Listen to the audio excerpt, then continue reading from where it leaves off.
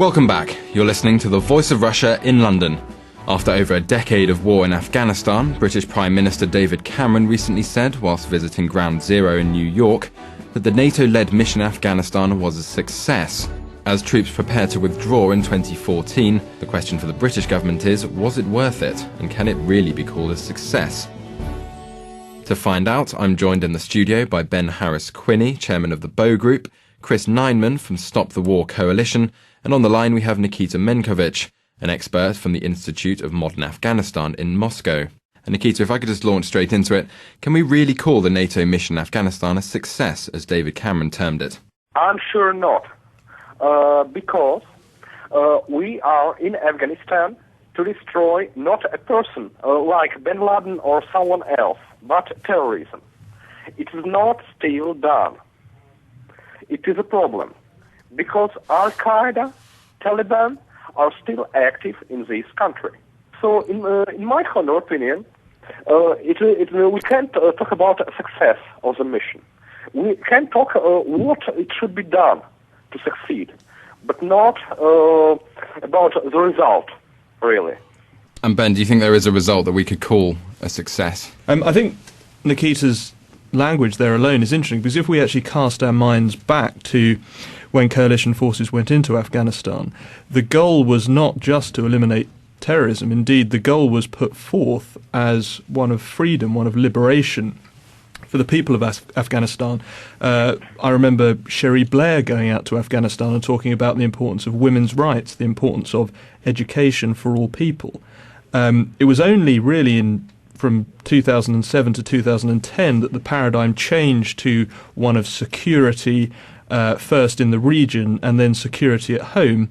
And now we're talking about a full pullout or a drawdown of troops, with the deadline being 2014, and also negotiation with the Taliban, the government that we first went in predominantly to remove.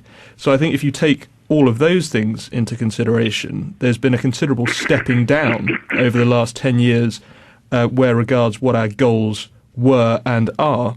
And this is a constantly reducing paradigm. So I'm not sure that you can really call any of it a success. Chris, would you agree with that? I'd agree, and some, to be honest. I mean, I'm wondering whether even David Cameron believes his rhetoric, because it seems hard to see how you could possibly judge what has been an unqualified catastrophe to be in any sense a success. It certainly hasn't been a success for the tens of thousands of Afghans who've been killed. There's a rising level of violence. There has been since 2006, year on year, as the occupation has continued, more deaths, more destruction. If you look at the UN indices on development, Afghanistan is bumping along the bottom where it was when we occupied the country. It's the most dangerous place in the world for women to live. The place it's an absolute catastrophe, and the problem is for politicians like Obama and David Cameron to be deceiving the world and perhaps deceiving themselves on these issues. Spells just more years or months and years of misery for the Afghan people, because the only reason they said this is to save face. And what that actually means is that more young British and other NATO soldiers are going to lose their lives, and many, many more Afghans are going to lose their lives in what is an utter failure. So it's not just that they were wrong, but they're really culpable. David Cameron and Barack Obama have made it quite clear that they are going to withdraw, but at the same time there seems to be a consensus that they don't want to lose face. The Guardian termed it as they were two undertakers discussing how to dress a corpse. So do you think that it's the right time to pull out, based on the potential chaos and anarchy that could be left behind in Afghanistan? Well, I think it was never the right time to go in, obviously. But yes, I think, now's better than tomorrow. The argument that, we have to stay in, we've caused such agony, destruction and chaos, but we need to stay in to kind of, I don't know what, to sort of stop it getting any worse is completely irrational. We are one of the main problems. It's not that the problem is the Afghan people. The problem is fundamentally the occupation. Clearly there are historical problems as well, but they too come out of foreign occupations by and large. And, every single day that we stay makes the situation worse. We're clearly turning the people of Afghanistan against the occupying forces, but also creating massive bitterness against the West. So the idea that we're making the world a safer place is absurd. It's a joke. The sooner we leave, the better. And what we then do is, it won't be easy. No one's saying it'll be easy, but at least we will create a space for the Afghan people themselves to start to forge their own future, and that's what has to happen. And just a reminder, you're listening to The Voice of Russia in London, and today we're discussing Afghanistan and whether, as David Cameron has said, it can be called a success. In the studio, I'm joined by Ben Harris-Quiney, chairman of the Bow Group, Chris Nineman from Stop the War Coalition, and on the line we have Nikita Mendkovich, an expert at the Institute of Modern Afghanistan in Moscow. Nikita, do you think that the Afghan army and the Afghan government under Hamid Karzai are capable of running Afghanistan once the troops have left? In my opinion, it will be possible in a few years. Of course, it needs a few more time to make it really ready for such situation. But really, I agree that the best way to finish this terrible situation is to somehow pull out foreign forces from the country. Of course, at first, the operation, the mission should be finished as good as it possible. So, as a minimum variant, we should just to prepare local army and local police forces to fight against terrorism itself. It's really not enough. It's not really what we mean when we gave United Nations resolution to NATO to come into Afghanistan, but it's better than nothing. But of course, I think it will take a few more years to prepare the army, to prepare the police, to destroy the biggest Taliban groups, the most dangerous groups.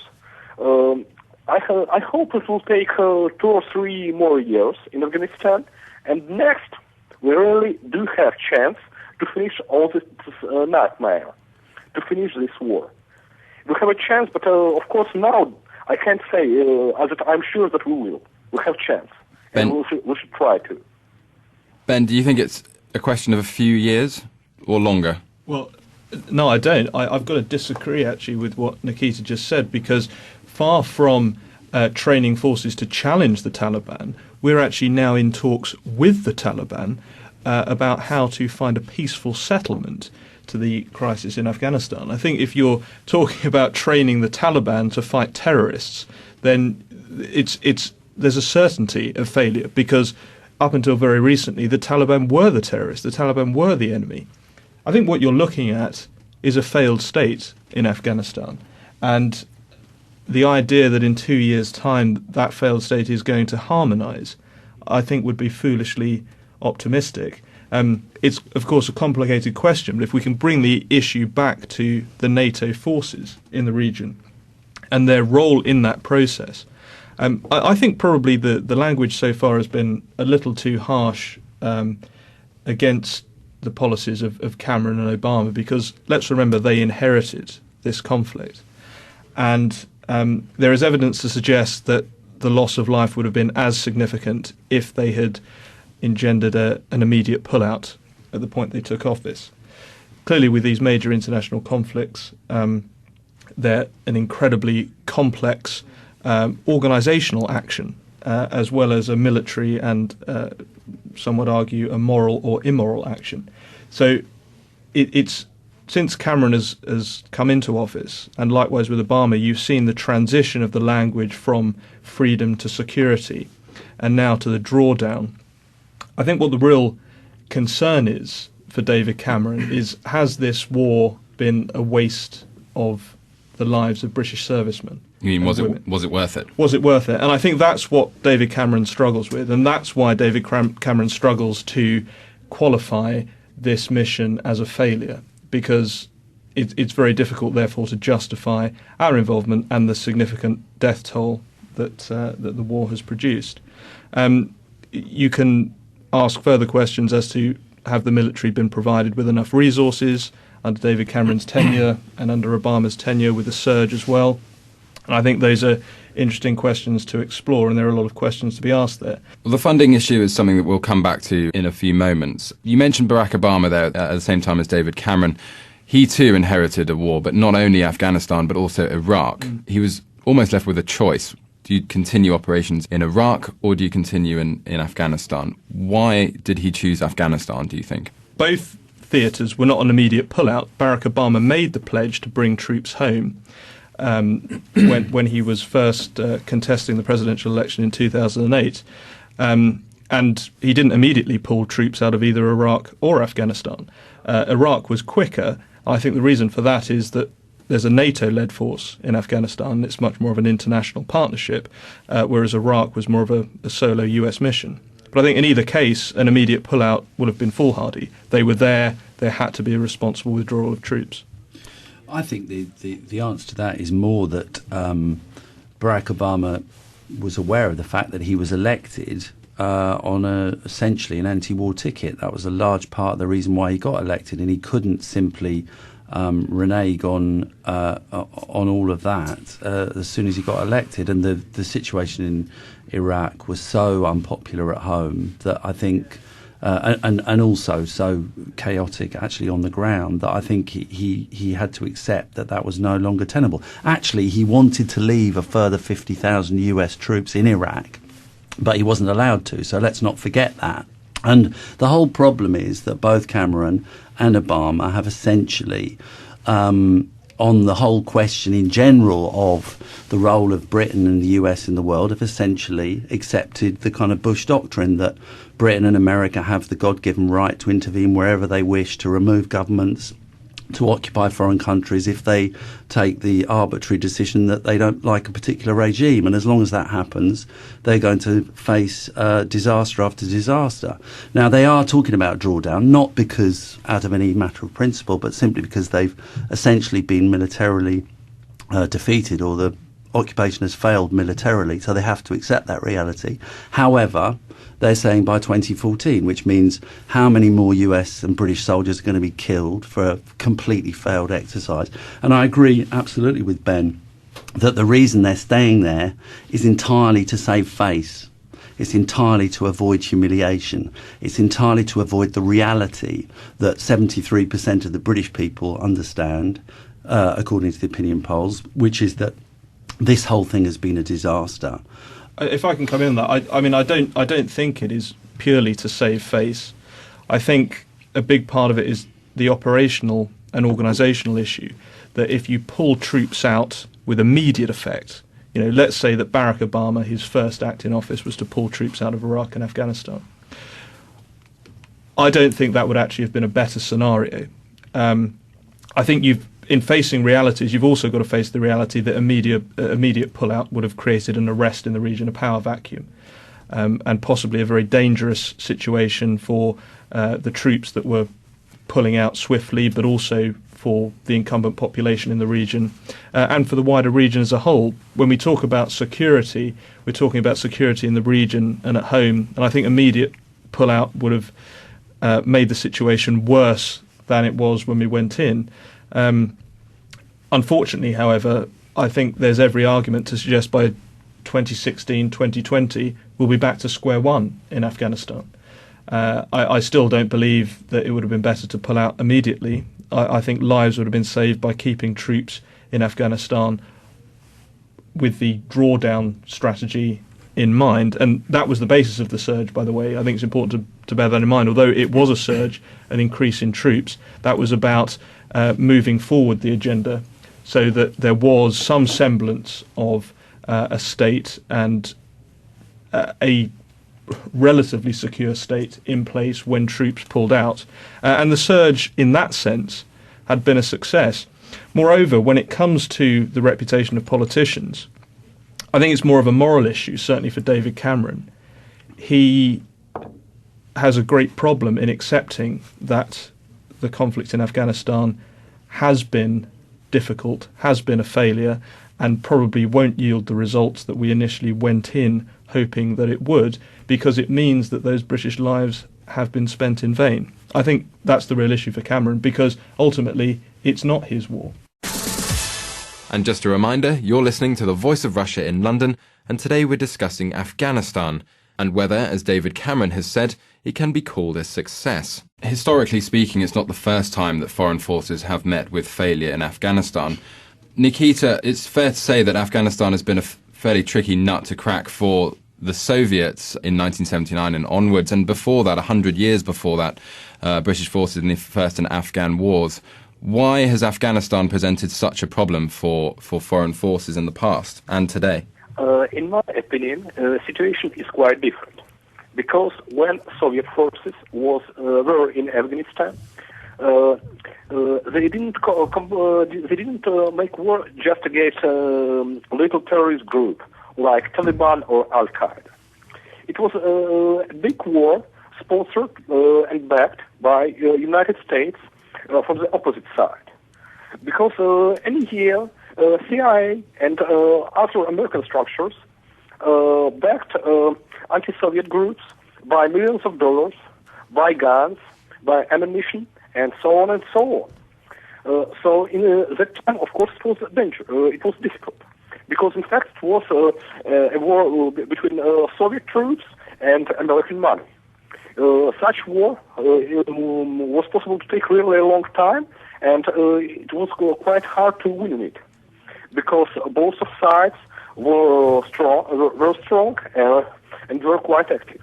But now the situation is quite different. There is no American or Soviet or Russian money at the Taliban side. There are just terrorist groups. Maybe hundreds, maybe thousands of people. But it's not an empire, not a big country.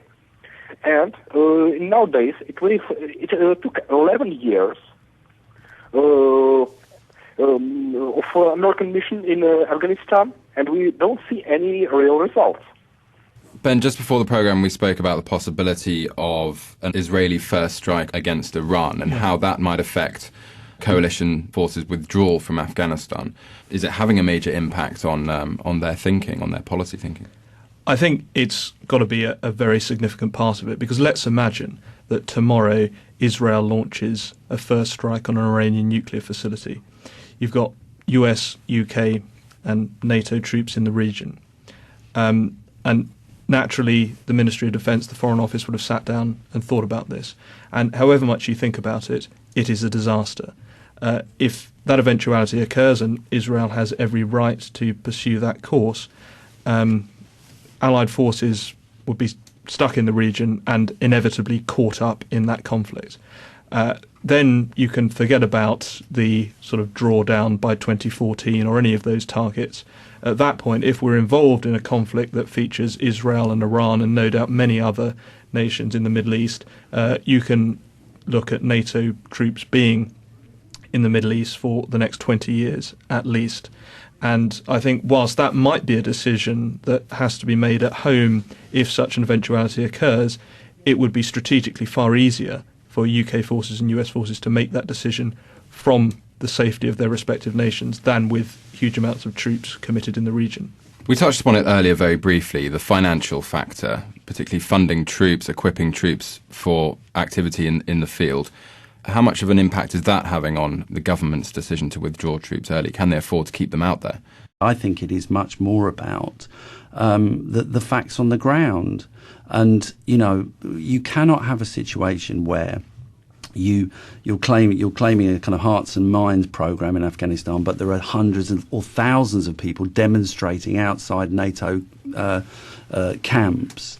You cannot have a serious train up and hand over policy when it's quite clear that the people you're training up to fight might well turn their guns on you. And actually even the negotiations seem to be in some question, because the Taliban are now saying they're not being taken seriously, so they've pulled out. So what we're talking about here, we need to be absolutely clear, is the utter failure of the whole operation. And I think even Obama and Cameron, while we're all agreeing that they're not actually accepting the reality of it. They're putting it off for 2 years to save face, or a year and a half to save face. Nevertheless, that reality is, I mean, it's a bit like the pullout in Vietnam. In the end of the day, the US were beaten in Vietnam. They were beaten by popular opposition at home and a kind of, you know, the struggle on the ground in that country. I think the same thing is happening here, and the pictures, I suspect, and the impact will be very, very, very similar. And I just would say that, you know, if David Cameron does have, as Ben suggests, a problem accepting failure, he needs to get over it, because this is a question of life and death.